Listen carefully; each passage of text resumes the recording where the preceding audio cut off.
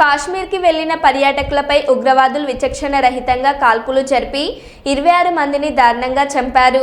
20 మందికి పైగా గాయాలయ్యాయి. కాశ్మీర్లోని అనంతవాగు జిల్లా పహల్గాంలో కాల్పులు యావత్ దేశ ప్రజల దిగ్భ్రాంతికి గురి చేశాయని రోజా మహిళా ఐక్య సంఘం అధ్యక్షురాలు మిసాల సుమలత తెలిపారు.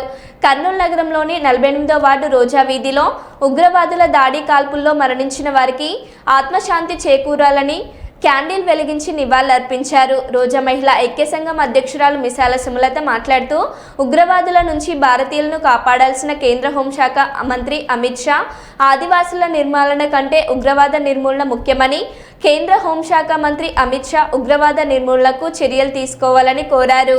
ఈ కార్యక్రమంలో పుల్లారెడ్డి రాముడు, విశ్వధిరాం, శేషమ్మ, నాగమద్దమ్మ, నీలకాంతమ్మ, షాషానాజ్, ముంతాజ్ తదితరులు పాల్గొన్నారు.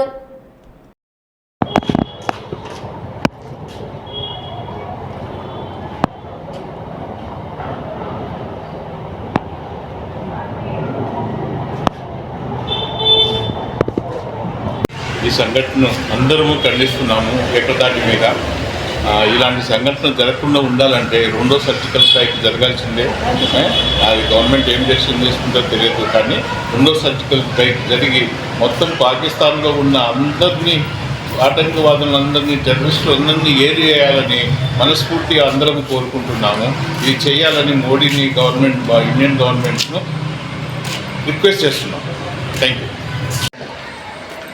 కాశ్మీర్కి వెళ్ళిన పర్యాటకులను 20 మందిని దారుణంగా చంపడం చాలా బాధాకరం. వారి ఆత్మకి శాంతి చేకూరాలని 48వ వార్డు రోజా వీధిలో క్యాండిల్స్ వెలిగించి నివాళులర్పించాము. అలా జరగకుండా గవర్నమెంట్ వారు, అధికారులు చర్యలు తీసుకోవాలని మేము కోరుకుంటున్నాం.